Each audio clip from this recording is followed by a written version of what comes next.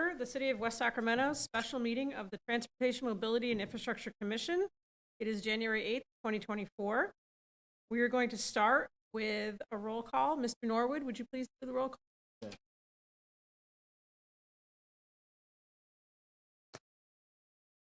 Commissioner McCredden,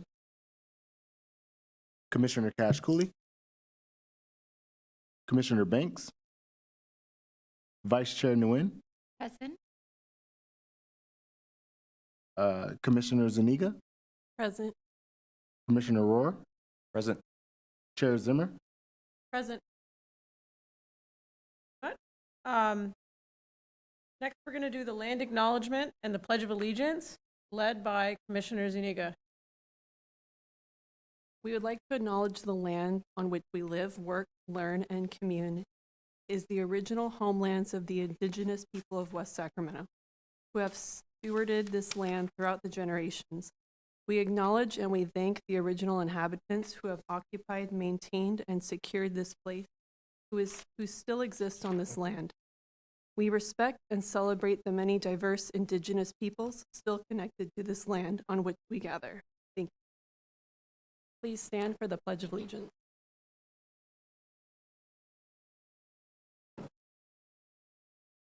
Allegiance to the flag of the United States of America and to the republic for which it stands, one nation, under God, indivisible, with liberty and justice for all.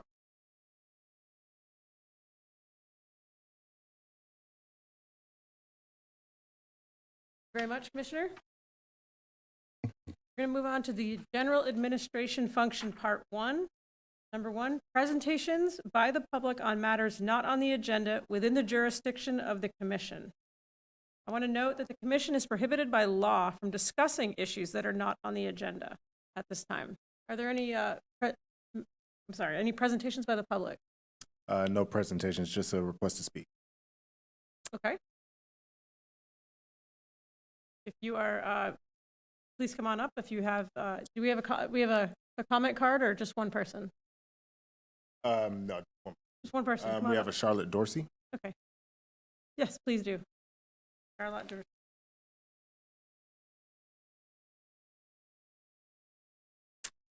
Thank you. I don't speak in front of this council very often, but many years ago, I was one of the committee that helped start VIA. And I think it's one of the best services we have in West Sacramento. However, many new people coming into the city don't know what it is. You know, I have been asked, is that a shuttle? You know, is that for delivery of goods or something? So I would like to suggest that you have another little tiny marketing campaign where you might develop some kind of a flyer. We have a little contingent of people that would be happy to help distribute it, maybe post it on the website, various websites. B is your transportation, and this is how you get in touch with it. Again, I've written in it several times, and it's wonderful, so thank you. Thank you very much, Ms. Dorsey. Get that. Are there any other comments? No other comment. One? Okay. We're going to move on to item number 2, disclosure of ex parte communications. Commissioners, are there any ex parte communications that you would like to disclose at this time? Okay, seeing none, we'll move on to the consent agenda. Item 3, consideration of approval of the November 6th, 2023 Transportation, Mobility, and Infrastructure Commission minutes. Commissioners, do we approve of these minutes? Do we have a motion? Motion to approve. Second. Second, okay. Mr. Norwood, would you please take the roll call for approval of the minutes? Commissioner Rohr? Aye. Commissioner Zuniga? Aye. Vice Chair Nguyen? Aye. Chair Zimmer? Aye. Okay, with 4 ayes, the commission approves the minutes from the previous meeting. We are going to move on to item number 4, update on the Sacramento Avenue Complete Streets Corridor Improvement Plan by Stephanie Chan. Guess I can continue to read this. The purpose of this report is to provide information to the Transportation, Mobility, and Infrastructure Commission on the Sacramento Avenue Complete Streets Corridor Improvement Plan. Staff respectfully requests that the Transportation Mobility and Infrastructure Commission receive staff's report on the Sacramento Avenue Complete Streets Corridor Improvement Plan. There's no action on this, just that we receive that. Is that correct? Okay. Yeah, came up. Yeah. Can I stay here? You can stay there. Good evening, commissioners. My name is Stephanie Chan, and tonight we'll be presenting on the Sacramento Avenue Complete Streets Corridor Improvement Plan, aka we've been marketing it as Sacramento Avenue Complete Street Plan for short. I'd like to invite up our consultant, Todd Pereg from PhD, to help present. Thank you, Stephanie. Thank you, commissioners, for having me. Excited to present this. Oh. All right. Hold. Let's see if this. All right, very good. Stephanie, let me know if you want to weigh in on any of the background. Our involvement really begins in October, but the city was awarded a grant to study the corridor, to prepare the plan. We responded to an RFP to select a consultant. We were very happy to be selected to complete it. It's been an exciting project since then. It's kind of shocking to me seeing those dates up there, actually, that it's been since October 2022, but time has been flying by. Over the course of the plan preparation, another opportunity came up with SACOG, which was to apply for a Green Means Go grant application. And this is for non-transportation expenditures, which is kind of unique, but it's in service of the same types of things we're looking to accomplish, which is, additional affordable infill housing. Complete streets are a part of that, streetscaping and landscaping, utility undergrounding, things like that, upgrades to sewer, stormwater. So in any case, city wanted to pursue that, and we provided some support there, and we were able to secure that additional funding as well. So over the course of the plan, we've been able to secure more funding to plan for non-transportation things as well. So the plan that we were originally selected for was really complete streets with some streetscape elements. We're now able to do a full survey, utility investigations, kind of work with public works to understand what's under the ground and overhead that may need to be upgraded if the corridor is to transform and kind of intensify and redevelop. Did I miss anything there? No, that's great. Okay. So that's where we are in terms of those milestones. In terms of schedule, we're close to the finish line in a sense. We've gone through and done a lot of community engagement. We went through we did a corridor tour early on in the project and walked the entire length of the corridor with city staff and some of the partners. We did an existing conditions assessment, which we can, I'll present some slides on that and take any questions on it. We evaluated a number of different options for improvement alternatives and really kind of worked through various groups within the city to make sure that we're all on board with the direction we ultimately went in. We answered a lot of questions over the course of that process. And where we are today now is we have a draft plan that it's not public yet. We're in administrative draft stage. We're hoping to get the public draft out in March, and we want the plan to go out for council adoption by June, which is when the original grant funds expire. The secondary study that I mentioned, the infrastructure evaluation, the non-transportation, that has a longer shelf life, so that project will outlive this one by quite a bit. I think it's another 18 months. So some of the strategies that we wanted to look at on Sacramento Avenue, and really it's Sacramento Avenue primarily. It's also referred to as Reed on the westernmost part, and then on the easternmost part, it turns to C Street. So it shares a few different names, but we're calling it Sacramento Avenue. It goes from Harbor to about 5th or 3rd, basically the new I Street Bridge. So we wanted to look at corridor greening, and so we wanted to evaluate how the corridor currently performs on these 3 different metrics and how the different improvements would perform against these 3 different kind of categories of strategies of metrics. One is how green is it, how sustainable, and really just tree foliage, right? It's a lot of concrete out there. There are trees along the side.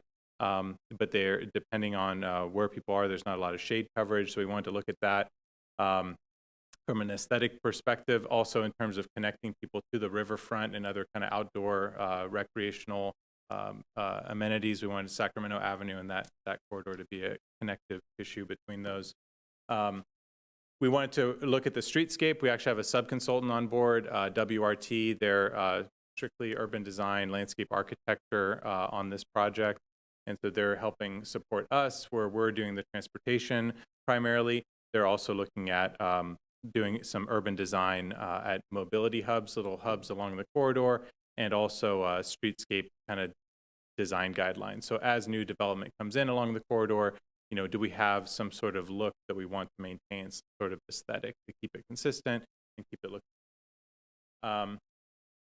And then last but certainly not least, I would say almost at the forefront of all this is the multimodal, right? We want to make sure that the corridor is safe and accessible for people on foot, for cyclists, for people taking transit, and for drivers as well.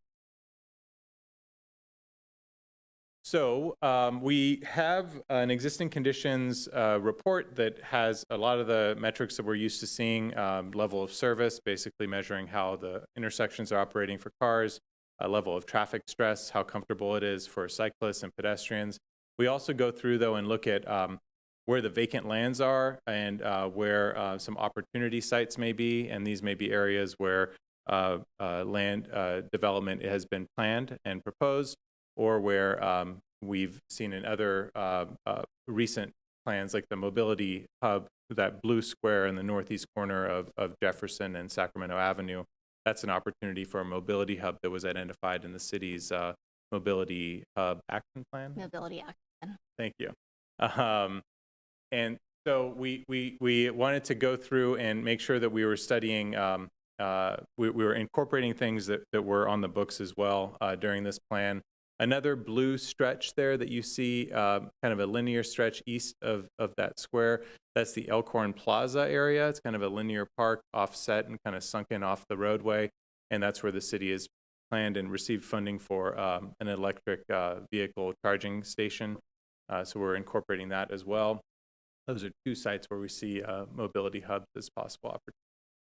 Other than that, our documentation of existing conditions, I'll kind of go through it here. We looked at the roadway cross section, how much right of way we have, which is quite a bit in most places. What the current level of traffic is, what the presence is, and the width of sidewalks and bike lanes. We looked at truck routes. Actually, that's we're making some recommendations to some modifications of the truck route. We're working through that process right now internally. And transit. We just got off the phone earlier today with YOLO TD to discuss their transit plans and make sure that what we're planning here is consistent with that, supportive of that, and that anything they have planned long-term, we fold into it as well. We took lots of pictures. Let's see. Yeah, some of these slides here just to give the commissioners a feel of the corridor if you haven't been along this area.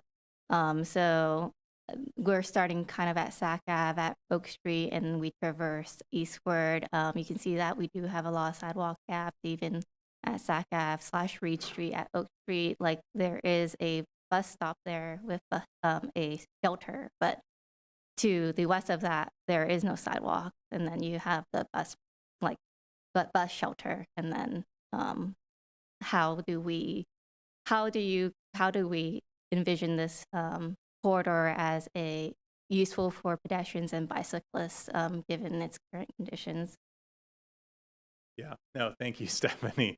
Appreciate that. There are a lot of gaps, and that's a good point. There's another one, the Elkhorn area. When you get east of Jefferson, it turns kind of rural until it gets to C Street. There's a stretch there kind of between the homes and the railroad tracks. There's not a lot of places to walk or bike. And where biking is feasible through a striped bike lane, the vehicle traffic is pretty high as well. It's tough to negotiate. Busy intersections along the corridor are Jefferson and Harbor. Those are kind of the main ones. Those are the main arterial to arterial connections. We have improvements planned at both of those that I'll get into. We've got some old buildings along this corridor. This gets into some of the historic parts of West Sacramento, old service stations, constraints there. This is the tightest part of the corridor. Kind of the left side of the screen there, where you're flanked by the railroad on the right or on the south, and on the north, you've got some old and existing buildings as well, people that are living there. So this is one of the tighter spots of the corridor. And then folks are probably familiar with the C Street portion, and there are a lot of changes planned there that the city has on the books already that are kind of in conjunction and coordination with the I Street Bridge. Those include improvements to 5th Street and as well as C itself. And so our plan goes a little bit beyond some of those more nearer term projects, but those were a great jumping off point to start. So this is a great map. This is the level of traffic stress map. And this basically shows how comfortable folks would be on each one of these facilities as a cyclist, with the red basically being only the strong and fearless riders. Like the only people that would feel comfortable are the ones that are just absolute road warriors on their bike. The green are the only streets where most people would feel comfortable with young children or novice bike riders out being very casual, making mistakes, very forgiving environment. Those would be the green areas. And those are lower traffic speed, lower traffic volume, neighborhood context, and they don't necessarily need a dedicated bike lane. But once you get into the facilities that are blue, which are what we call the interested but concerned, that's kind of the sweet spot. If we could get everything to LTS2, that would be fantastic. LTS 3 and 4, you really need to start looking at separated facilities if you want people to feel comfortable there. So we're talking by separated facilities, I mean trails that are just off the road entirely, or something with physical separation like a class 4, like a cycle track. So the importance of this is to see that there is actually a way, if you live on the north side of Sacramento Avenue, if you want to get from the west side to the east side, you can probably find a route on the green path. But you can't cross Sacramento Avenue. So if you live on the south side, you can't get to the north. And if you live on the north side, you can't get to the south, vice versa. And so you're really limited to inter-neighborhood trips. And even there, you've got roads like Kegel that pose as barriers as well, kind of right down the middle. So it's important to note this because people will say, well, my kids can bike around here. And what we find in any city we study is that we have these pockets of low stress, but they're isolated from each other. And so one of the most important things we do in the plan is to try to bridge the gap between those. So everything doesn't need to be green when we're done, but we need to have safe paths between those green areas so that people can get between them safely. This is a collision heat map. This is probably not a huge surprise to anybody either, where the concentrations are. Definitely focused on Harbor and Jefferson. Those are the highest volume intersections. They're busy, they're fast, and they have a number of collisions to go along with them. So those are two intersections where, again, we're proposing some changes for consideration.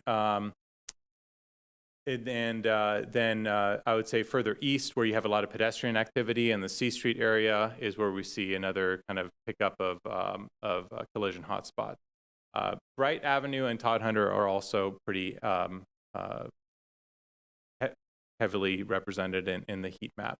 So those are also signalized intersections, a lot of turning movements there, and a lot of people that are exposed to that traffic there. So these are all areas of focus for safety. Okay. I've been kind of dragging on, so I might skip through some of this and go right to proposed concept. This is where we've landed on what we're recommending for the corridor. Basically, along the length of Sacramento Avenue, the key feature of our plan is a cycle track. It'll be, in most cases, one direction, so like a traditional bike lane. It's not a bidirectional cycle track. You'll see those in some places. This is a bike facility that goes one direction only. It's going to be raised, potentially close to sidewalk grade, but not quite. We need to make sure that the sidewalk and the bikeway are distinct from each other. And then it will be separated from vehicles by a landscape strip. And that landscape strip, we're making it at least 6 to 8 feet wide. 8 feet is the city's minimum for tree planting. So wherever possible, we'd like to get some trees in there. And that'll also serve as a bus stop area. So there's a number of highly used bus stops along the corridor. We want to make sure that we enhance those with this plan as well. We are also recommending a landscape median down the center of the corridor, basically from end to end, but there will be gaps there where we need to provide access in and out. Okay, there are a couple short segments where we need a bidirectional facility, and those are really to connect with, there's the planned It's the Sycamore Trail coming Sycamore up. Trail, thank you. And that's going, it's going to navigate a couple railroad crossings and then come up, it's not Oak, what's, Mekon and Yolo Street. thank you, Yolo Street. And so between Yolo and Bright, we wanted to make sure that cyclists could go both directions without having to cross at Yolo because there's no signal there. So in that portion right there, we're recommending a two-way cycle track on the south side, as is shown on the right, to make sure people can get to and from that cross.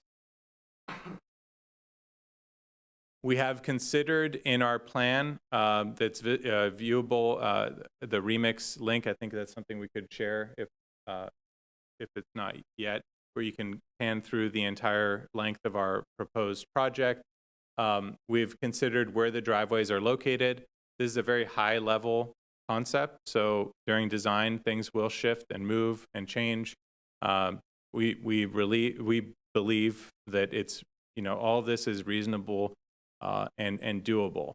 So, but we do recognize that there are a lot of driveways, and so what we've tried to do is depict where those occur by showing the kind of the white blocks where those are on the plan. That would be more obvious on the full linear view of the project recommendation. That will also be in the draft plan. These were a couple options that we looked at earlier. Does the bike go on one side or the other of the landscaping? At one point, we also considered just making a shared use facility where it's just biking and walking on one side or the other or both sides. In the end, that option was not favored, and there was preference for making sure that we had enough space for people to walk and know that there's not going to be cyclists like intermingled with that. This is a cross section of the Elkhorn Plaza section. This is another area where our plan changes from the standard template a little bit, where we bring a bidirectional bike path down into the Elkhorn area. And we want to make sure that we provide that connectivity into that neighborhood that loads off of that, and also we provide connection to the EV charging area, where we expect there to be bike racks and other mobility hub features. These are a couple top-down views of the more constrained portion of the corridor. So this is now where we do not have room for a middle landscaping anymore, or even landscaping on the side. We still wanted to prioritize having that protected bicycle facility in each direction. So we lose the greenery during that most constrained portion that I pointed out earlier. And this is where we tie into the city's existing plans along C Street. We, let's see, C Street between 6th and I will be consistent with upcoming improvements. Except there's one exception to that. Where the A is on the plan map at 5th and C, we're recommending a protected intersection. So I expect that this would probably be implemented in phases, where this is the first phase of the project. You see the I Street Bridge come in, or maybe even before then, the city comes in and stripes bike lanes and does that first round of improvements. And then along the line, when funds are available for it, the protected intersection could be implemented at that location as well. And the beauty of the protected intersection is that it keeps the same level of bicycle protection that we have on the segments going through the intersection as well. There's an example of a protected intersection on the left. So, and there are some other examples of that. If you guys have any questions, I can certainly follow up. Some of them are built out in Davis, and I know that they're kind of starting to emerge in a lot of areas. Roundabouts on the right. So I mentioned earlier, we're proposing two kind of major changes on Sac Avenue. One is at Harbor, one is at Jefferson. And in both of those locations, we're recommending roundabouts be constructed. And they're going to be modern roundabouts. They'll be single lane circulating, but they will have approaches with turn lane.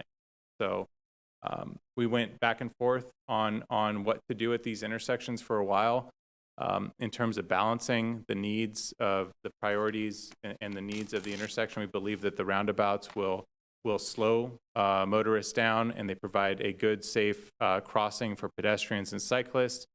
They also maintain circulation of vehicles without having to widen the intersections or the approaches.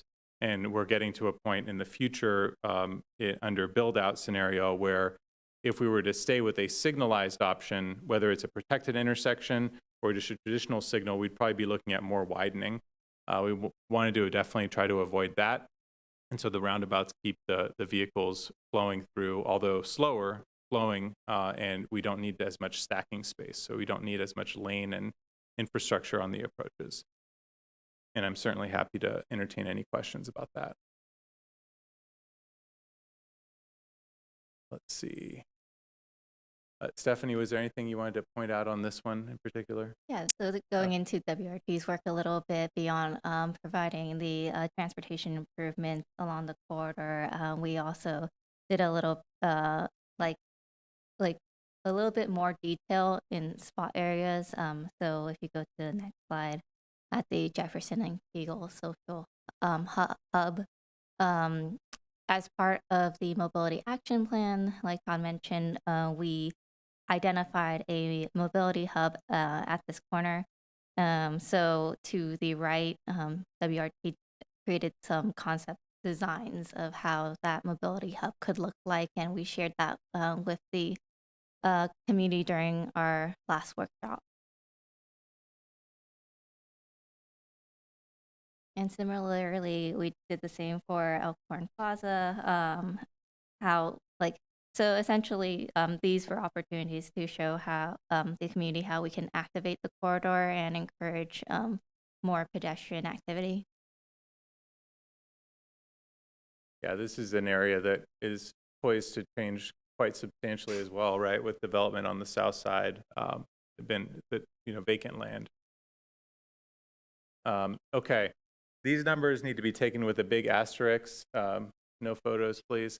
But we're still, I always get nervous with cost estimates because they change, and we're still in the process of refining them, and we probably need to add some contingencies to them just to be comfortable with them in the draft report. But this is the order of magnitude we're talking about. It's about a $50 million project from end to end for construction.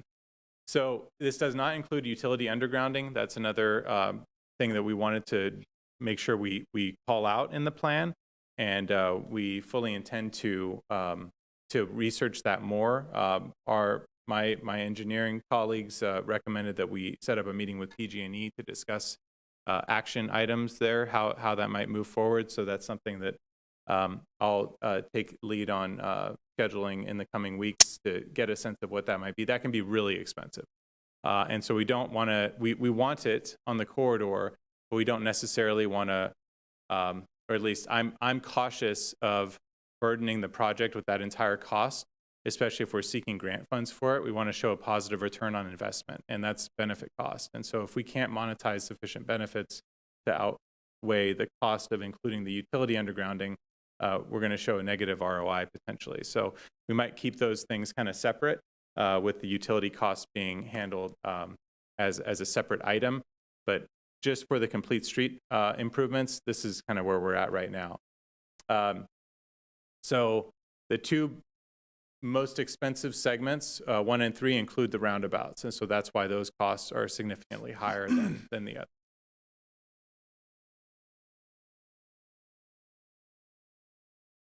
We went through an evaluation of all the different improvements that we're recommending, and we understand that we're going to have to seek outside funding, and this is something we're very familiar with how to do. There's kind of some old traditional funding programs, Highway Safety Improvement Program, HSIP, Active Transportation Program, ATP, and then there's some other ones as well. And they all have slightly different nuances in terms of how they measure applications. They're all very competitive. They're all oversubscribed. One thing they have in common is they almost all rely on benefit costs, right? The return on investment. And so that's what we wanted to make sure we did for the corridor. And so for every single potential benefit that can be monetized, we really want to leave no stones kind of unturned there. And that's what we've been working on for the better part of a month or so. So these include safety benefits, which are right here. So this basically is we're looking at sidewalk or crosswalk enhancements, signal enhancements. Roundabouts are a huge safety benefit, and we're able to basically predict how many collisions, how much cost will be saved over the life of the project. So that's how we analyze that. The gap and barrier closure. This is not a quantified benefit, but it's something that's really important, especially to equity and environmental justice. We want to make sure that we're documenting how we're removing barriers to mobility that are present there today with the proposed improvement, especially as it relates to connectivity between disadvantaged areas. Level of traffic stress is kind of a pseudo-monetized benefit. It's definitely quantified, and this is where we do that LTS analysis I mentioned earlier, and based on published research, we're able to estimate exactly how many new riders we could estimate on the facility, and so then we can actually reduce VMT, and that goes into greenhouse gas reduction, air quality benefit, other motoring reduction benefits. So there's a small monetized benefit through mode shift to getting people on bikes and walking, but predominantly this is really about demonstrating to reviewers at like CTC for ATP applications that we're really improving the connectivity between places of interest. Level of service, primarily this benefit relates to time saving. So you can monetize basically how much time you're saving people that are stuck in traffic. And that's why highway projects still score so well, because you got thousands and thousands of people, and if you save a little bit of time, you can monetize that. We don't have that here, obviously, but we are able to show a reduced delay at the roundabout intersections, and so we're going to monetize that as well. Operations also, when you have queuing, you have greenhouse gas emissions and air quality emissions, criteria health pollutants, all of that has a societal cost. And so as we reduce delay and queuing, we can reduce those emissions and count that as part of our benefits for our improvements. These are the disadvantaged community boundaries in the study area. There's a number of them, so whether we're going after federal grants, state grants, or regional grants, we will be able to meet those criteria for essentially the entire length of the project corridor. And so we wanted to make sure that was all really well documented as well. And last but not least, we documented community support. So this is a sample. This is an area where the community was kind of split, but we have people, we have dots on boards, we have voting, we have polling, lots of different input types, and some of it was narrative, some of it was more quantitative, but all of that needs to be documented and put in the report so that it can inform and support future grant applications. The reviewers will want to know that the community was surveyed on this and that they support it. And so this is what it all kind of comes down to at the end of the day, is what is the benefit cost, and it's the number at the bottom right, the benefit cost ratio. You want that to be well over 1. 1 essentially means you are net zero, so we're at 1.7.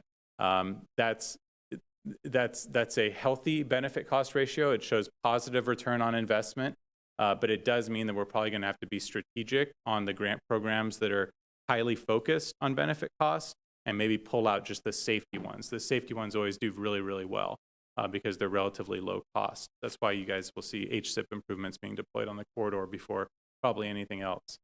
Those are like flashing beacons and pedestrian medians, things like that. But we're very happy to see the positive return on investment for the whole corridor. It's not uncommon that you go through this process and this stuff gets really expensive really, really fast. And it's not uncommon for this benefit cost to creep under 1. So it's very reassuring to see it stay under 1, over 1. And some areas perform better than others. And in fact, this is broken into 6 segments. There's some flexibility in the segmentation as well. Originally, we just had 3, but you can see like 5 and 6. 5 is one of the lowest scoring, and 6 is one of the highest scoring. Those were originally blended as one segment. If you pull them apart, you can get a higher performance on segment 6. So that's all part of the strategy of the grant application and packaging that we're going to help the city with. But ultimately, we want to make sure that the plan is flexible and gives the city the tools that they need. We've had 2 community workshops, a number of pop-up workshops, and that walk audit that I mentioned earlier. All were relatively well attended. I would say our first March community workshop was the best attended, and then the online engagement has been quite successful as well. We had a online map where people could drop comments right on there, like a Google map, where they have an area of concern or voicing support for things that we talked about at the workshop. So with that, do you have any questions on all of that? Yeah, thank you very much for that presentation. Yeah, you're welcome. I really appreciate the thoroughness and the thoroughness of the report too that we were given in our packet. Commissioners, any comments or questions? Go ahead. Yeah. Thank you for your presentation. Very, very. I have 2 questions, but one of them has to do with segment 5. Can you actually go? I didn't see that slide of. I know you had several slides about how the streets would look with the new plan, the draft plan. Maybe I missed it, but it was the one with it. It was like picture, like a drawing, like this. Okay. So, but for segment 5, that's between Douglas and California. Okay. This is okay. So east of Jefferson, it looks like this, and then east of Douglas to like okay. Okay. So that would be kind of like this. We have the plan view on Remix. I don't think we have a screenshot of it here. But yeah, any particular questions about that one? Yeah, I'm curious if you're expected to have protected barrier for the bike in that curve. Yeah. Yeah. Yes? Yes. Okay, that's great. That's great. And then another question about the roundabouts. Yes. So these are the busy streets, Harbor and Jefferson, correct? Okay. And so I see that I know that Jefferson and Sacramento currently it goes from a 2-lane to 1. So I imagine that roundabout to 1. But the Harbor, it's 2 lanes in each direction. Is it expected to continue to be 2 lanes in each direction into a roundabout? No. So I'm trying to remember the geometry exactly, but Jefferson will have, on the northbound direction, right now you have 2 lanes. With Oh, the yeah, in the north, roundabout, yeah. one of them will become left turn only, and the other one will become a through or a right turn lane. Eastbound, so heading east along Sacramento, you'll have one right turn pocket onto Jefferson and one that goes left or through. Similar to what's out there today, but Yeah. a lot tighter. Westbound, so coming the opposite direction, today it's 1 lane, but it flares out at the intersection. And similarly, we would have 1 left turn lane and then 1 through lane or right turn lane. And then southbound would just be 1 lane. Mhm. So you really, at any point, you're only going to have 1 lane that you could, if you wanted to go around in a circle in the roundabout, you only have 1 lane to do that. But there are dedicated spaces where you want to turn left, Mhm. like a spiral. It's not like a turbo. I know the turbo roundabouts have been in the news recently, and it's not that. But it's similar in nature in that you have a lane that's really only for 1 movement. At Harbor, it's almost exactly the same. You have 2 lanes per direction today, where you can go and then you get to the signal and there's even more lanes. With the roundabout, you're only going to have 1 left turn lane and then 1 through or right for each direction of Sacramento Avenue or Reed. And going north on Harbor, same thing. And then coming south off, is that still considered Harbor north of Sacramento Avenue? I forget. But that would just be 1 lane. It might be River. Yeah, River Road. That would just be 1 lane. So the harbor, based off the design I saw here, don't know, I wrote it down. Yeah, slide 18.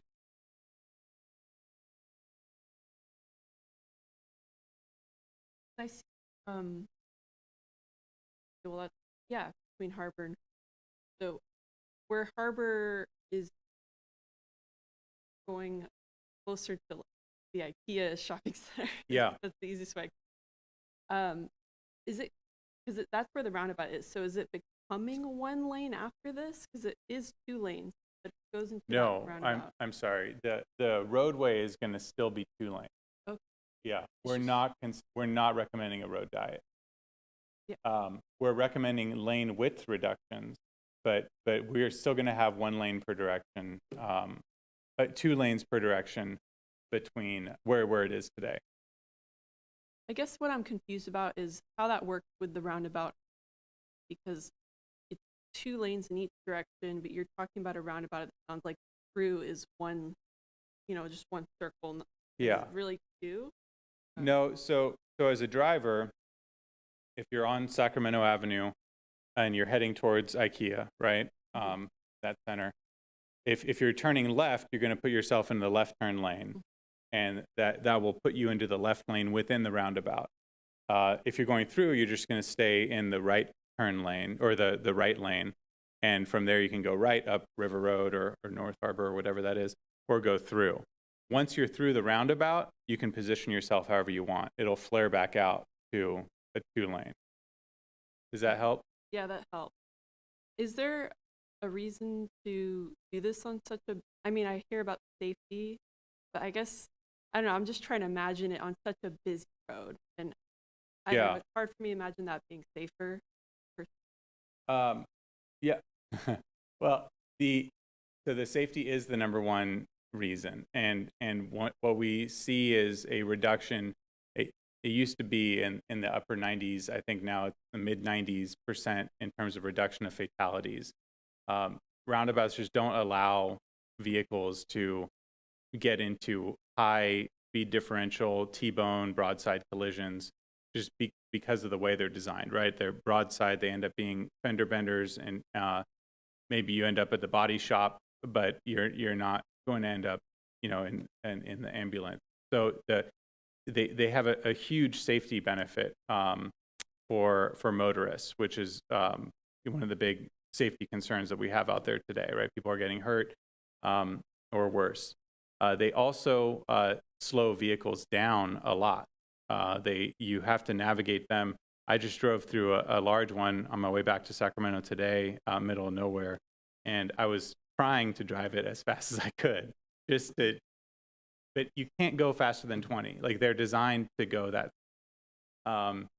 and some of them are even lower. They're 18.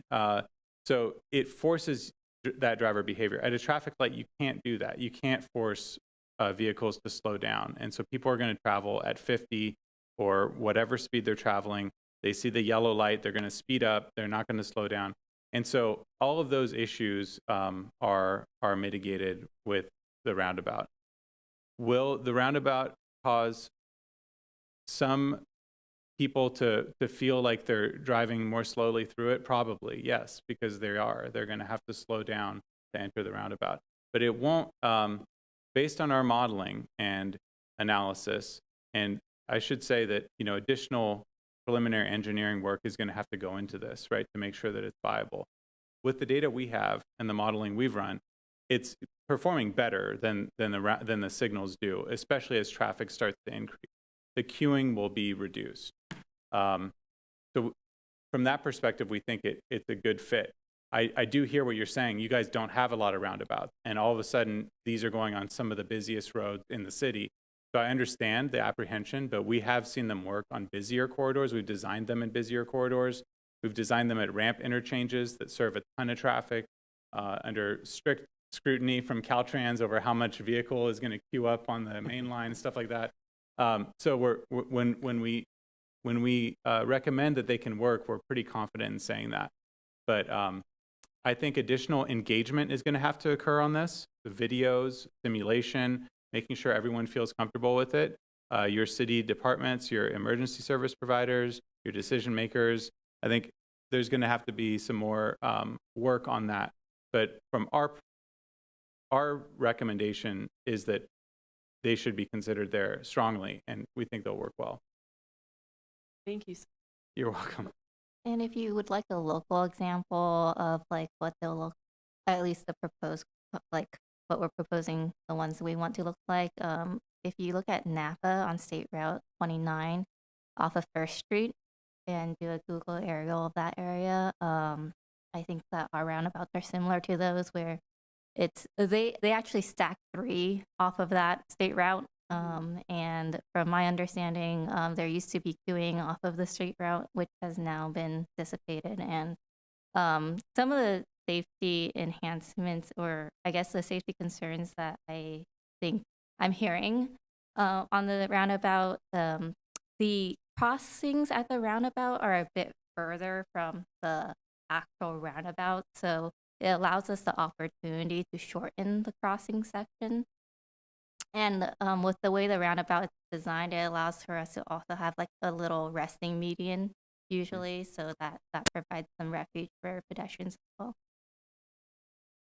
And just to add a couple more things to that, one of the things, roundabout design is an evolving practice, and the latest design manual recommends on multi-lane approaches, which is what we're going to have, to look at, consider speed tables at the crossings, right? So you actually raise the crosswalk. Those are all things that we think are great, and we recommend them in the plan. Also, you could put in flashing beacons at the crossings if you want to further kind of alert motorists to the presence of pedestrians.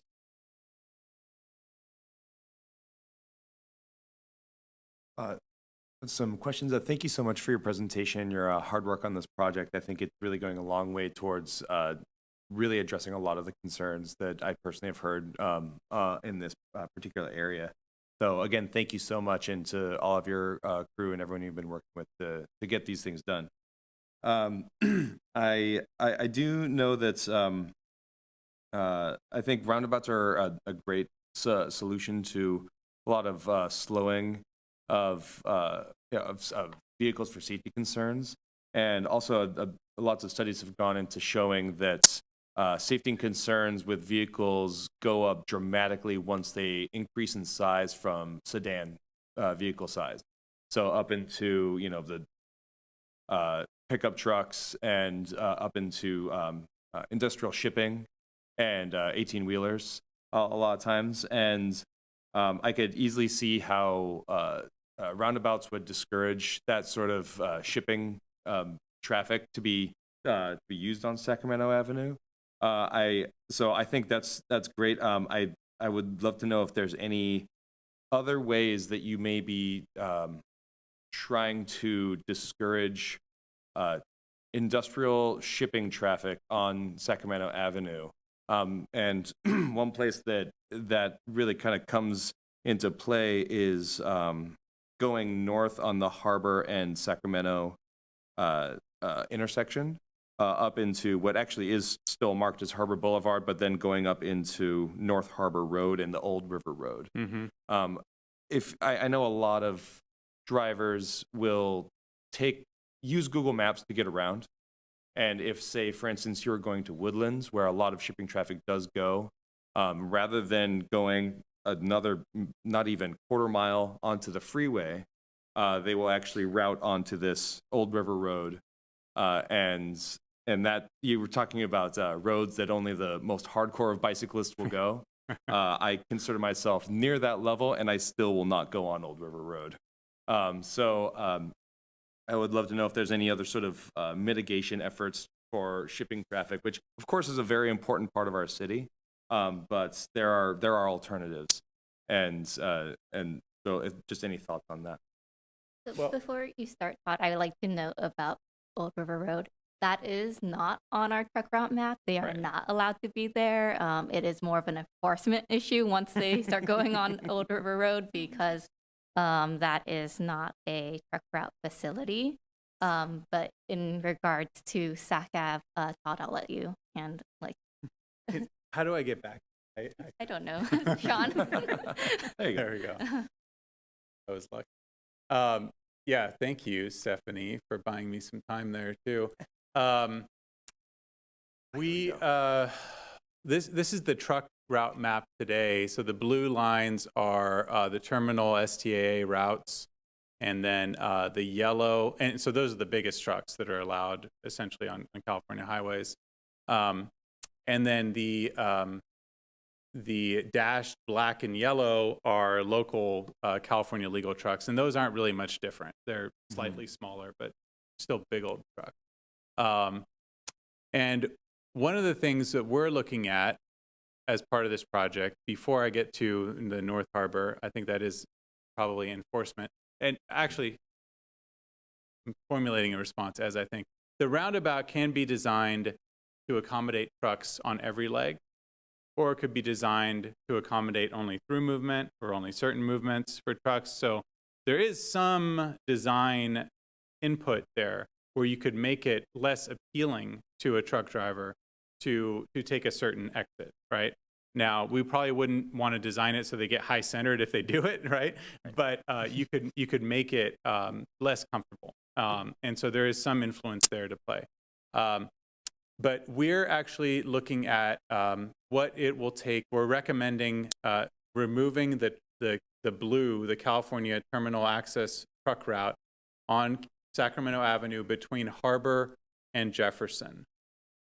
And so instead of, yeah, because the F Street couplet there that you see where there's a lot of logistics, that could be well served through Jefferson.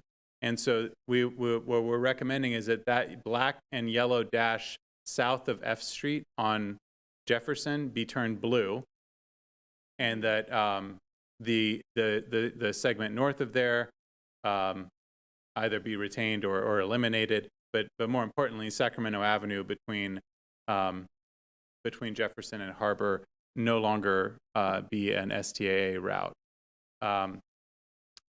We haven't encountered any obstructions to that yet. Yeah, we reached out to Caltrans to discuss it because STAA terminal access routes kind of need to be somewhat coordinated with them. Yeah. And they seemed they seemed like it was a acceptable idea because we weren't taking away a access to that F Street area because off of the Jefferson off ramp on US 50 bis 80 they can still reach that area. They just recommended that we confirm the geometry of the roads and the off-ramps and conduct some outreach to the trucking facilities that utilize those routes. Yeah, that's really great. I mean, I know on F Street there's a whole network. I believe it's Oak Shipping is right down there, and routing them down through Capitol Avenue seems to be a preferable thing for sort of all involved, and sort of trying to just again make it just undesirable to go along this sort of new nice Sacramento Avenue corridor. I think is definitely a priority to keep in mind, and thank you for keeping that in mind in the design of this. If you have some other questions, I have some more, but feel free to come back. I was happy to see that it seemed the bicycle mode shift has by far the highest benefit cost rating out of pretty much anything that was measured there. So I'm very happy to hear that there's plans for the Sycamore Trail to join with the Sacramento Avenue revitalization project. I think that's a huge win, and will do incredible things to link, different parts of the city over these sort of pretty massive barriers, of which only Jefferson and Harbor are crossing there. So I'm very happy to see that. When it comes to making new bicycle infrastructure, this is something that was seen on the Sacramento side of things, where there's some new bike lanes in the grid, and also some new pieces of what's called road furniture. I guess that's what they call it in Europe. But anyway, it's raised concrete sort of areas that what they have there, they're sort of triangle shaped with rounded corners, and they are function to separate that turning car traffic from the bike lane. What has kind of come up as a problem with that, as wonderful as they are, and they do work in great ways, it's a new concept for the residents in this area. And I would ask that any time that there's new road furniture that is in any way raised from the surface of travel, just make sure that they're very clearly marked in bright, visible colors. Just because they are going to be so new. People have been traveling these routes for a very long time, and they kind of have committed to rote memory. Yeah. And there's been a number of injuries related to that on the Sacramento side of things. And so just any sort of priority to very high, brightly colored markings for these new facilities would be very, very highly appreciated. And I think, and that also kind of comes to, you were speaking about driveways crossing the cycle track. I think that's obviously going to be something that needs to happen, because there are property owners along these corridors here. But I was wondering if there's any sort of, I guess, plans to make sure that both vehicles crossing these driveways and the bicycle traffic, when they come to a intersection of their own, how that will be, I guess, marked or drawn attention to. Yeah.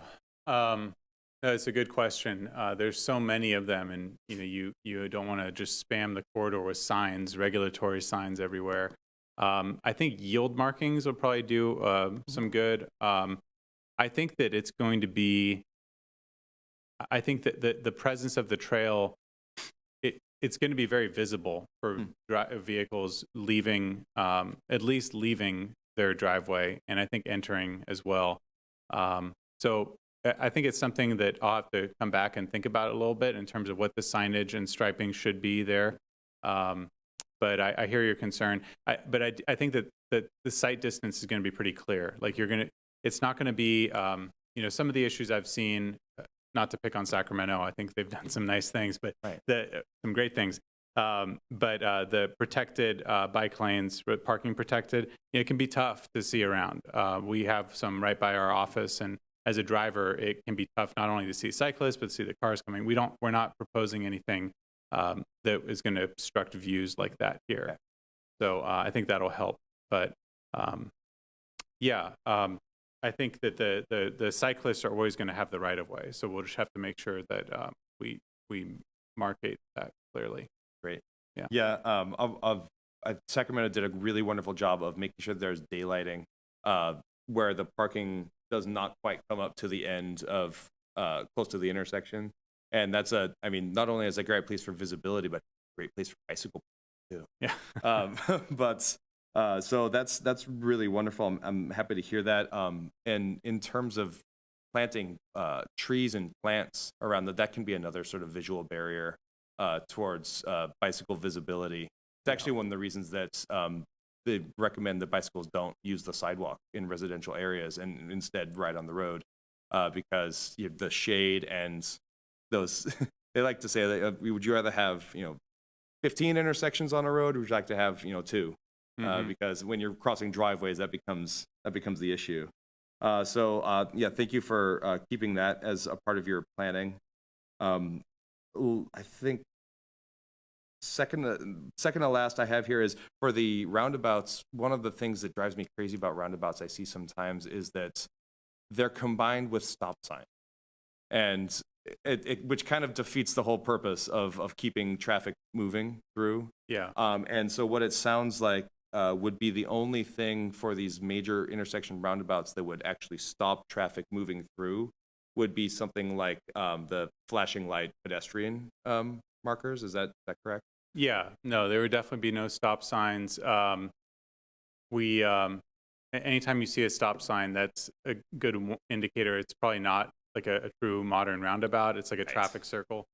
We see those like in neighborhoods sometimes. But yeah, it would be, well, 2 things. One, when there's traffic in the roundabout, drivers are going to have to approach it cautiously and likely stop to yield to circulating traffic or make that calculation that they can get in, or the presence of a cyclist or pedestrian. Yeah.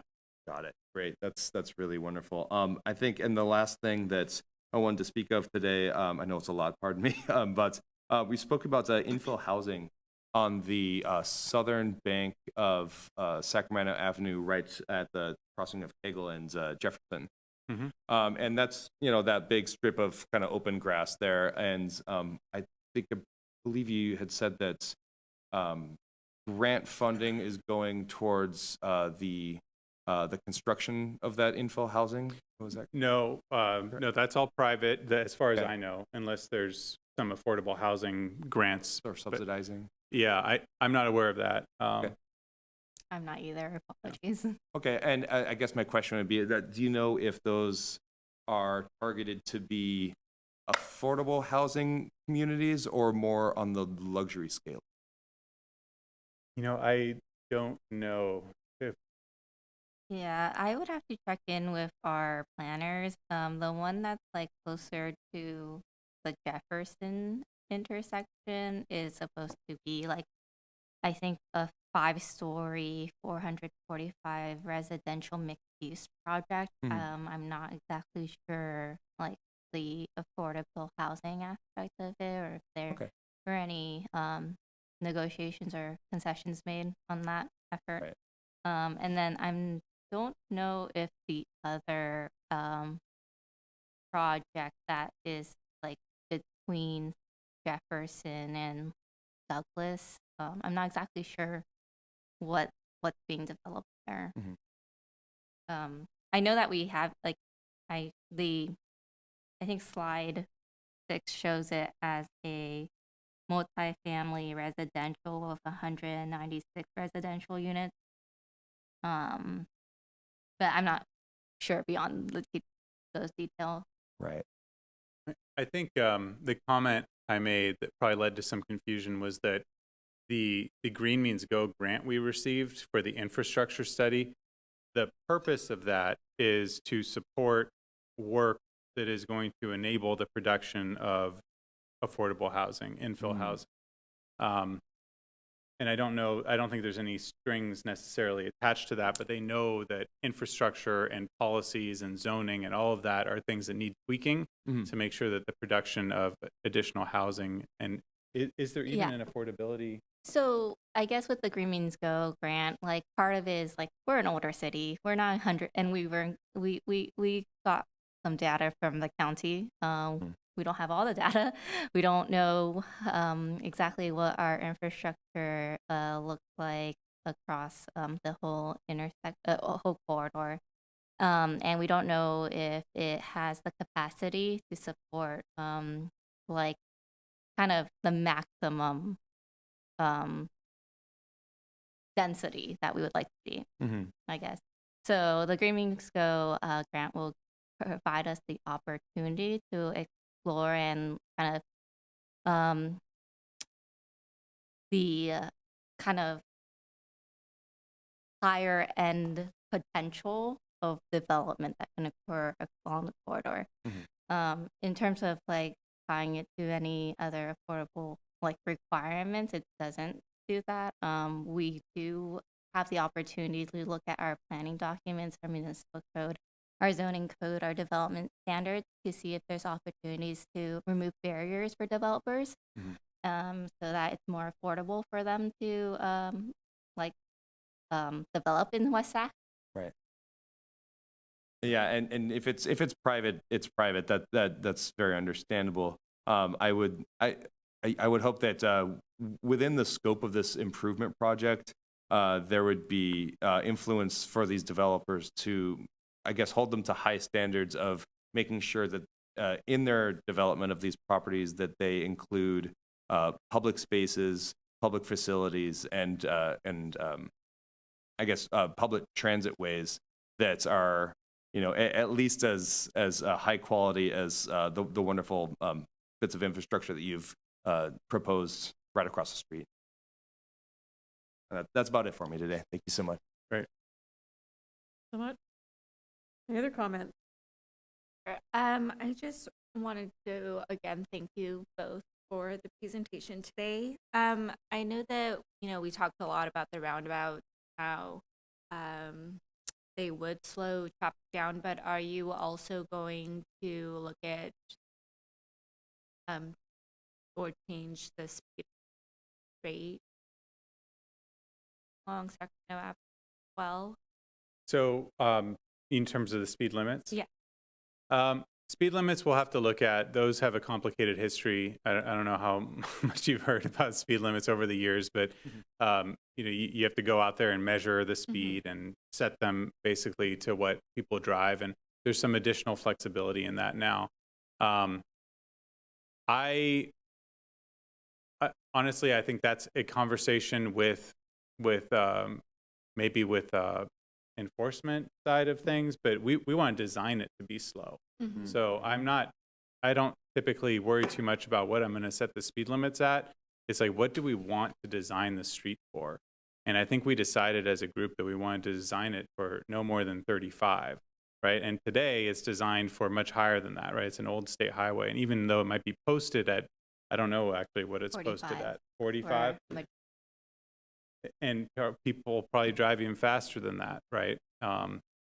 So we want to design it to be slower, and we're doing that by reducing the lanes, introducing lane widths, introducing street trees, introducing traffic calming features along the way, right? Mid-block crossings, enhanced striping at the signals, the roundabouts. So I don't know about reducing the posted speeds. Typically in a plan like this, what I would say is we're designing the street to be slower, and after it's constructed, we should go out there and do a speed survey to repost it. And my only comment is I'm glad that especially look at the Jackson intersection, especially since it's near a lot of the social services for our county residents. Someone who I no longer work at the office, but as someone who biked and walked in that area frequently, very scary. Yeah. Maybe that's next. Yep. Thank you, commissioners. I wanted to say I really appreciate all of your comments. A lot of my questions got answered through the discussion, so that was great. But I want to say I think you've done a really good job of identifying like what's going on in that area, what the issues are, where it's working, where it's not working, including in the neighborhoods. So well done. I think you have a good plan on seeing the hazard, and the Sunset Avenue intersection is really bad, and figuring out where the sidewalks are. So kudos on that. I just really quickly wanted to ask how frequent the crossings across the highway the highway across the road are. I know that you identified as getting across the road is really tough, and I can see that there are some new crossings, I think. Yeah, I don't know the distances exactly, probably every few hundred feet. I mean, we've got one at Harbor. There's going to be, we're recommending one at Sunset, so that'll be a change based on anyway. So one at Sunset. I think the next one might be at the, Todd, if you go to slide 17, I think Yeah, I that you thought there can was a slide somewhere. I just see wanted that'd be better some than of going that. off memory. We Got included it. our HSIP project on that slide. So if you look at the legend, the black is the current planned or funded project, and then the pink is proposed improvements for Sac Ave. So in the black, you can see on top, like a Sunset Safety Project funded, Solano Street Safety Project funded, Simon Terrace Safety Project. Those are all part of our highway safety improvement program that's currently in design. And we hope to construct those soon. But on top of that, the pink shows the proposed improvements that came from the Sac Ave Complete Street Plan. Yeah, and thank you. And I'm trying to think if any of those don't have a crossing. I think they all do. Sunset HSIP project does not, but again, we're recommending one there. Solano does. Bright and Todd Hunter are signal, so they do. Simon Terrace does. We're recommending one at Douglas. Actually, we're recommending signalization at Douglas in the future because it does connect to quite a large traffic shed. And then at Reuter, I think we have a recommended crossing as well. So yeah, almost every one of those dots has a crossing. Yeah, no, that's great. That's really great to see because there aren't that many crossings right now, and It's tough out there. yeah, it's really tough. It's like Frogger. Yeah. Yeah, that's great. I guess my last comment really is about wondering if there might be a phase 2. And what I mean by that is going west of Harbor. West of Harbor is that's where Walmart is and Home Depot, and there's a bunch of restaurants, and there's a lot of people that work there, right? There's a lot of jobs out there. And then if you continue going west, you hit I-80, and then there's another whole industrial area, like on the other side of I-80 where I know folks work. So I'm just curious if there's any potential consideration of, even if it was just a two-way bike lane on the north side, right? Most of the driveways are on the south side. Yeah. West, over by kind of near where it turns into Reed Avenue, and you see I-80, and then you see Stillwater Road. That whole area, most of the driveways are actually on the south side. So, getting from on a bicycle or even walking from the neighborhoods to that commercial area where there are a lot of jobs and there's a lot of shopping and folks might be doing their grocery shopping at Walmart and whatnot, that's a tough area to be a pedestrian in or a bicyclist. And I would say it's nearly impossible, honestly. There's not even a sidewalk in a lot of the areas, even on the north side. So I'm just curious if there might be consideration in connecting at least Sacramento Avenue, where residential areas, to the commercial center just on the other side. Thought about that. That's a tough question. Yeah. So is this like a little bit about is this primarily just like Reed and that's like west of Yeah. Harbor? I Yeah. think like that part is a little bit tough for us, and the reason it wasn't included in the grant application in the study is that it will require some coordination with Caltrans as we approach the Caltrans grant. Yeah. I remember talking about this early on in the project, why it wasn't included, and I don't recall that discussion fully right now, but I think it's a good idea. I don't think that project, I don't think that project would be scored as highly in terms of grant funding to do the study as the portion that was selected, just because you have that that community that lives there that needs to use it. But in terms of connectivity, I think it makes sense. There are bike lanes, I believe, right? Directional bike lanes. They're not great, but I think they're out there, if I'm not mistaken. And those could be improved. But yes, point taken. Point taken. I mean, I live pretty close to, Sacramento Avenue, and I think I've biked west of that area maybe twice because it was dangerous. It was, it didn't feel safe to me at all. So, and if I had to rely on that to go shopping or to get to work, it would be nice. Yeah, I'd have to look. I don't know what's on the city's master plan for that area, but I think in terms of like incremental change, the roundabout at Reed and Harbor is going to be a signal for change. I hope so, yeah. Yeah, thank you. That could, I'm sure, lead to additional projects like that down the line. Mhm. So I also just want to give Stephanie huge props for putting together the presentation. I know you guys all thanked me for it, but I was in transit, and really Stephanie put this all together. So credit to where credit is due. And we've had a great team here at the city to work with, so it's been fun. Yeah, thank you very much. Thank you.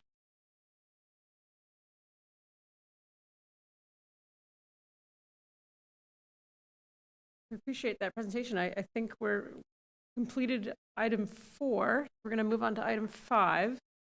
Consideration of a workshop on the draft sidewalks and transportation equity program plan. And Stephanie Chan.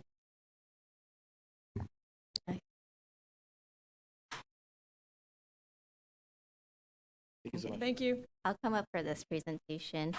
The other item that we wanted to bring to the commission tonight is our draft sidewalk and transportation equity program plan. We have presented many updates to the TMI commission on this over the past year, so I'm going to keep this presentation pretty simple and sweet. It's going to go kind of quick because I don't want to rehash too many details, but I do want to provide you with an update of like what has been incorporated into the draft plan that you haven't seen since we presented to the commission back in November, as well as just a general reminder to encourage you to distribute this plan or share it with your network. So as a reminder, our Sidewalk and Transportation Equity Program is a tool for us to look at future commitments for our city to create a equitable transportation network. And starting with that is starting with the pedestrian. The goals that we related to our STEP plan are safety and safe routes, health and environment, and equitable access. Using these goals and sub-goals, we identified how to create a prioritization framework and rank our projects that came out from the STEP program. We're currently at the tail end of this plan. We're at task 6 and 7. We have the draft plan out for review, and we are seeking our city council adoption, hopefully in February, possibly in March. As a reminder, our draft project list that we presented to the TMI Commission back in November is shared here. We identified 12 projects, and the project list primarily focuses on filling sidewalk gaps, although some of the projects you'll see there's little triangles that indicate spot improvements such as intersection refigurations to remove sidewalk obstructions or consolidating turn pockets or eliminating slip lanes in order to improve safety for the pedestrian. Other considerations that we took into creating this project list is where we already leading sidewalk and crosswalk improvements. We just had the Sacramento Avenue Complete Street plan presentation. So as you can see, we didn't propose a sidewalk project there. We also considered where developers have submitted major private development projects or there have been projects approved by the city already. for these, developers are required to put in the sidewalk in adjacent or in front of their property. So we kind of took into account if they were approved by the city already or the likelihood of them moving forward anytime soon. And then we also took into account the geographical spread of the project. Again, we identified 12 plans, 12 projects, and we identified 5 of the 12 projects as priority projects. These aren't exactly only the projects that ranked the highest. We thought that these would be the projects that would also be very competitive if we were to seek grant funding soon. So this included Project 1 in bright, the top left in kind of an aqua color. Project 2, south of Sacramento Avenue in the blue. Project 3, Broderick on the east side of our city, northeast. Project 6, Michigan Glide in kind of the center in gray. And then project number 8, River City High School. And that covers Lake Linden area, as well as Marshall Road and some enhancements within that network. Again, based on the 3 goals of safety and safe routes, health and environment, and equitable access, we identified some factors where we can pull some data and help us identify high needs street segments and score the project that you saw previously on the prior slide. And again, these were the steps we applied in order to identify our top 5 priority projects. And so our draft plan, when we presented to TMI Commission in November, we wanted to present you with kind of a presentation of where we were heading, and we needed to still spend some time to finalize and put together the plan into a document so that we could make it ADA accessible and just generally pretty for the public, essentially. And we also wanted to take that chance to provide TMI one last opportunity to provide us with any last-minute feedback that we could make adjustments to the draft plan before it went out. We also took the opportunity to conduct a virtual community workshop with a live viewing option on November 16th. Again, this was before the draft plan was released. And it, again, went over through our overall process, the top 5 priority projects that were identified in order to kind of just check in with the community again. And we conducted a pop-up at the State Food Supermarket that same weekend on November 18th, and we had Spanish interpreters at the pop-up to just meet people where they're at and try to give them flyers about the draft plan. We also had a poster board that identified our 12 projects and our 5 priority projects, and asked people if these projects seem right, if they felt comfortable with the projects that the city was recommending. And then the draft plan was finally released in December, and we have a public comment period until January 17th. It was a little bit over a month to account for the holidays. And we also provided excerpts of the executive summary available in Spanish and Russian. We distributed the plan, or at least flyers, throughout City Hall, the community center, the library, the rec center, and we also asked our partners at the Broderick Bright Community Action Network to help distribute some flyers, and we provided some flyers as well as the excerpt of the executive summary to Meal on Wheels to include in one of their food distributions so that we could get the word out as much as possible.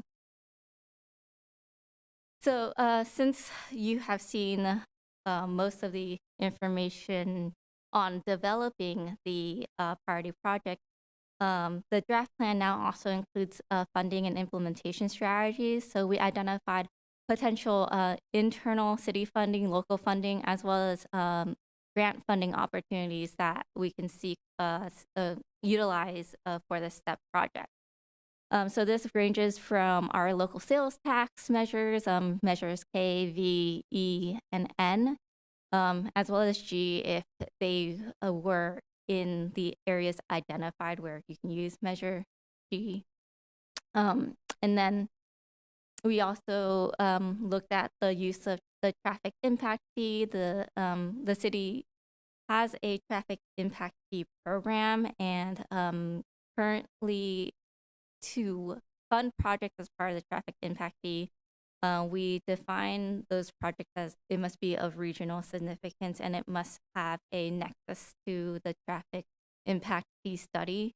So the plan identified and looked at this, but also our consultants are recommending that the traffic impact fee is an opportunity for the city to further explore as a funding mechanism if we update our traffic impact fee program. There's the citywide VMT mitigation fee program. So we don't have a VMT mitigation. VMT is vehicle miles traveled. We don't have a VMT mitigation fee program yet, but with the last budget cycle, we included a task that involves updating our traffic impact fee and our traffic impact analysis guidelines to include VMT mitigation and VMT reduction strategies. This is because CEQA, the California Environmental Quality Act, has switched from level of service as a criteria or threshold of significant impact to vehicle miles traveled. The purpose of switching this from LOS to VMT, LOS kind of focuses on the impact of vehicular traffic, so how much delay there is, versus vehicle miles traveled really gets to understanding how many trips are created by making a project and how does that encourage people to make trips to that lake location, thereby potentially increasing greenhouse gas emissions, and that provides a more complete kind of environmental perspective of a development. So the consultants identified the VMT mitigation fee program as an opportunity when the city develops it to consider the projects that have been identified in the STEP program. Furthermore, looking at external grant opportunities of the Active Transportation Program, the Highway Safety Improvement Program, the Safe Streets and Roads for All grant program, and SACOG regional funding program. Additionally, in the draft STEP plan, we've now included this table that identifies a high-level cost estimate of each project, the potential funding source, and a timeline of how long it might take to implement that project. Furthermore, the STEP plan includes some other recommended actions that the city can consider to further develop an equitable pedestrian network. It's not only about filling in the sidewalk gaps, but making sure that our sidewalks are equitable and equal for all. So not only just filling in a gap, but how wide are our sidewalks? Can they accommodate like people who have disabilities? So are they maintained properly? So some of the recommendations include reviewing our street design guidelines and our standard design and specifications. We have various sidewalk widths throughout our city, and in some areas we don't require sidewalks, such as in rural areas of our cities, or in industrial areas we only require sidewalks on one side of the street. The consultant recommends revisiting these because one of the key findings from our survey from the public, they really wanted to see sidewalks everywhere on both sides of the street. Another item to consider is to update the city's municipal code for sidewalk maintenance. Sidewalk maintenance per the California Highway and Streets Code is the responsibility of the adjacent property owner. This study focused on filling in sidewalk gaps, but not necessarily sidewalk maintenance. The current recommendation is to consider how to integrate sidewalk maintenance into our current policies. Create a more comprehensive inventory of a pedestrian infrastructure, so having a GIS or mapping system where we can identify where are the trees, where are our trash receptacles, where do we have seating and other pedestrian related infrastructure, so that we can develop a more pedestrian oriented network or utilize it to construct or design like transportation projects with those needs in mind. Taking another look and updating our 2018 American with Disabilities Act Self-Evaluation and Transition Plan. Improving our sidewalk inventory and assessment with additional data collection to create a comprehensive database. This project utilized two databases. One, it utilized a city-developed database where we created it based upon aerial collection virtually of sidewalk presence and gaps, and it wasn't super accurate, but we utilized that because it was the information we had. The other database that we used was the drone data that we collected during the study. And the drone data was accurate because it was very accurate with where the sidewalk gaps were, and it was able to identify the sidewalk width. We didn't have enough funding to collect drone data across the whole city. We focused on disadvantaged communities because this grant was written with equity in mind. And additionally, we focused on areas where we knew that there were sidewalk gaps. There were no reasons for us to spend money on a drone to collect data where there were no sidewalks. So another effort that would improve the data that in this plan is if we can improve the sidewalk inventory and assessment data that we had collected, or have more funding in order to do drone collections throughout the whole city. Another item to move forward with is to incorporate the step plan and projects into other planning documents. And another recommendation was to consider a voter-approved fee or tax dedicated solely to transportation improvement. And this recommendation was made because in the previous slide on funding and implementation strategies, I didn't talk about this funding.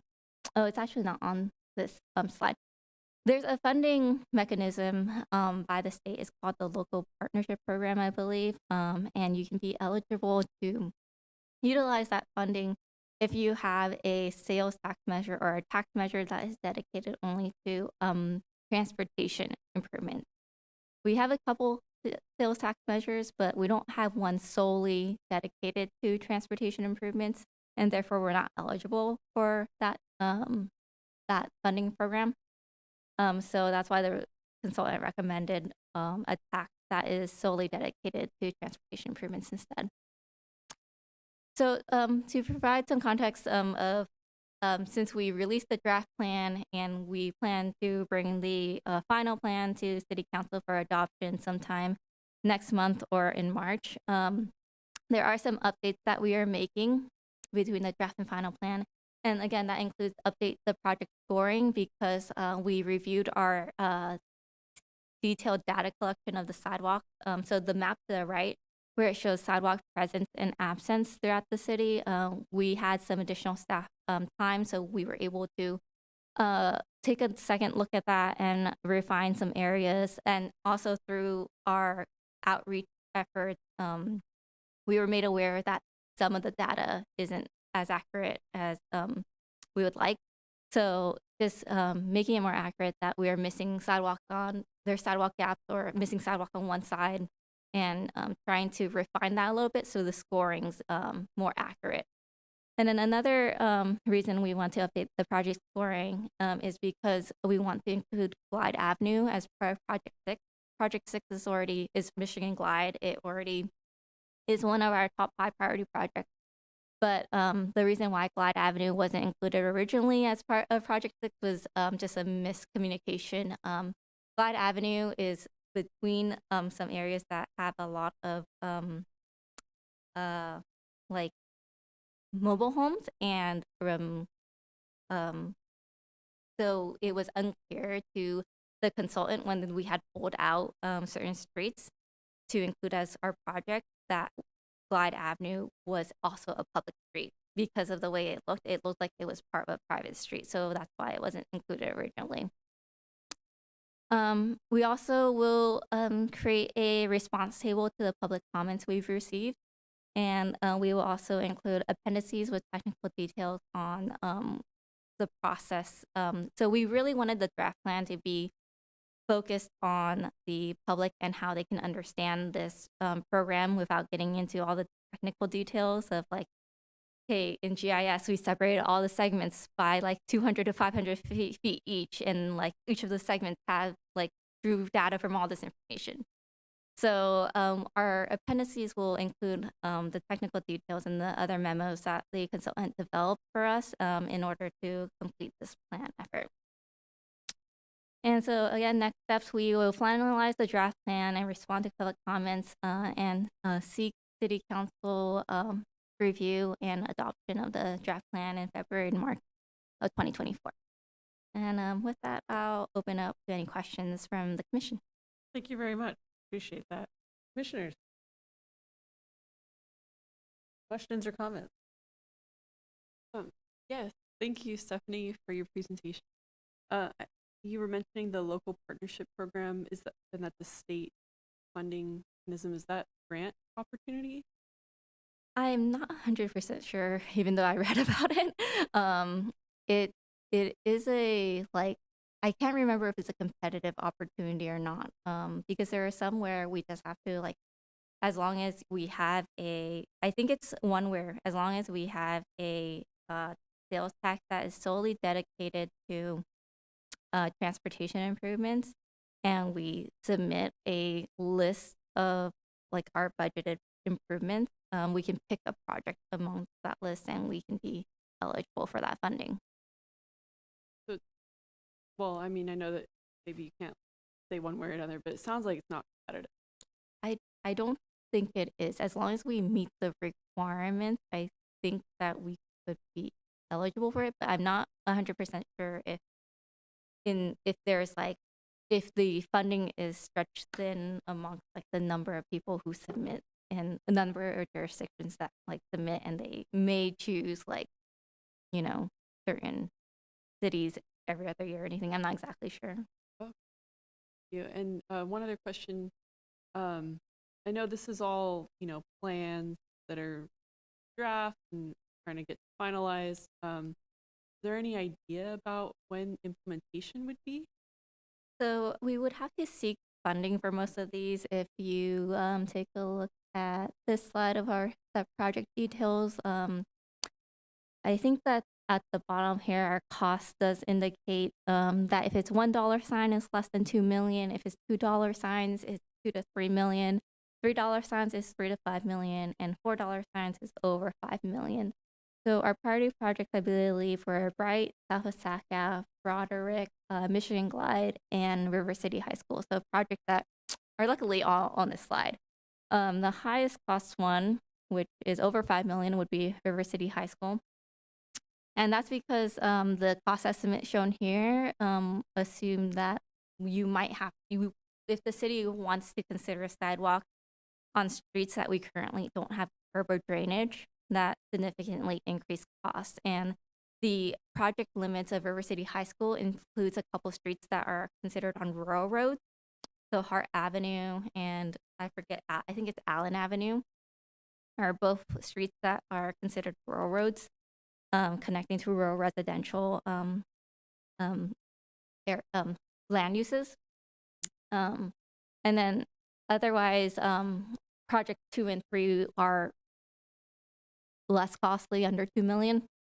Again, we would have to, we have to really be cognizant to leverage external funding opportunities because unfortunately our sales tax measures and the current funding the city has is not sufficient to cover the project alone.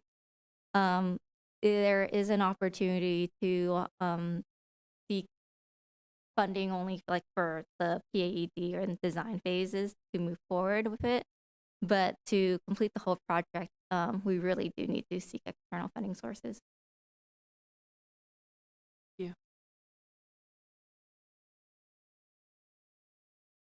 Comment?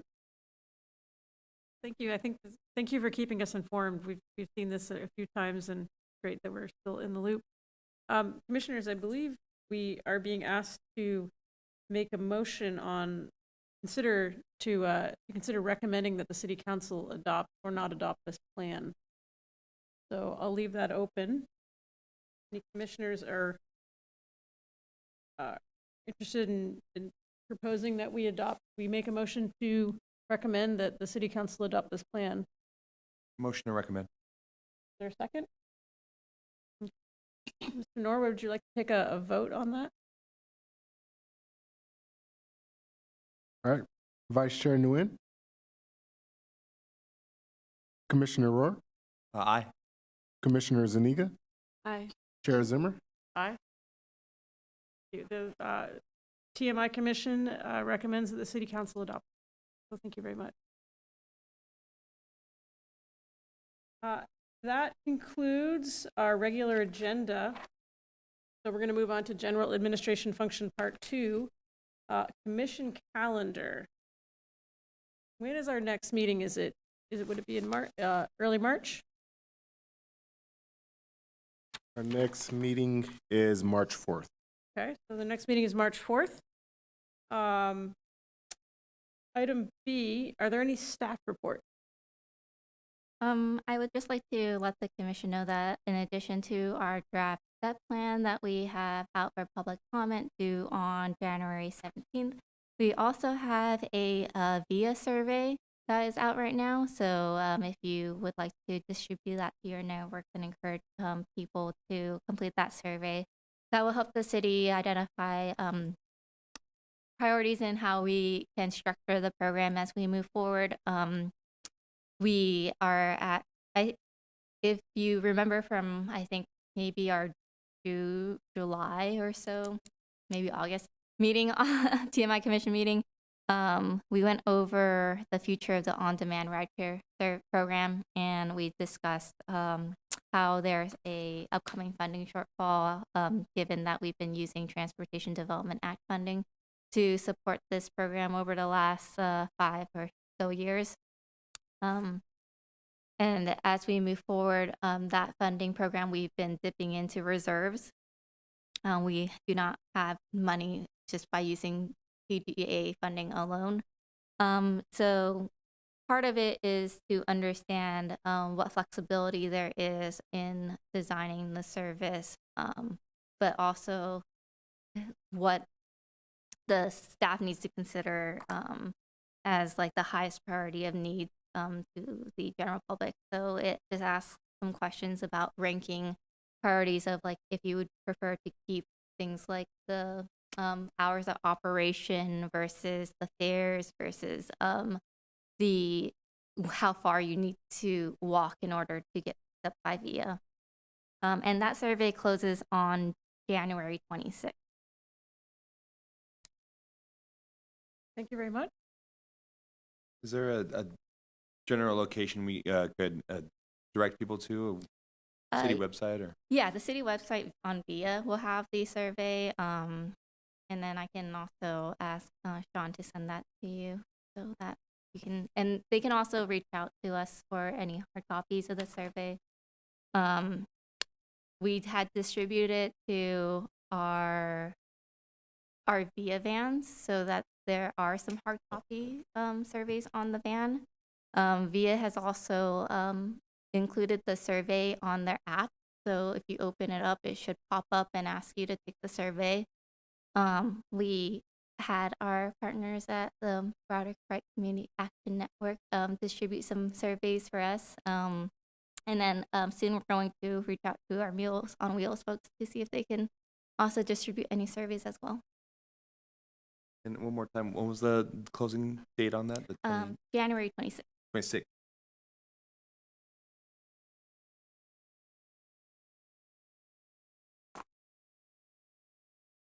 Thank you very much. At this point in time, the last item is to adjourn. Commissioners, would anyone like to make a motion to adjourn? I move. Second? With that, we don't need to vote on this, do we? This meeting is adjourned. Thank you very much, everybody.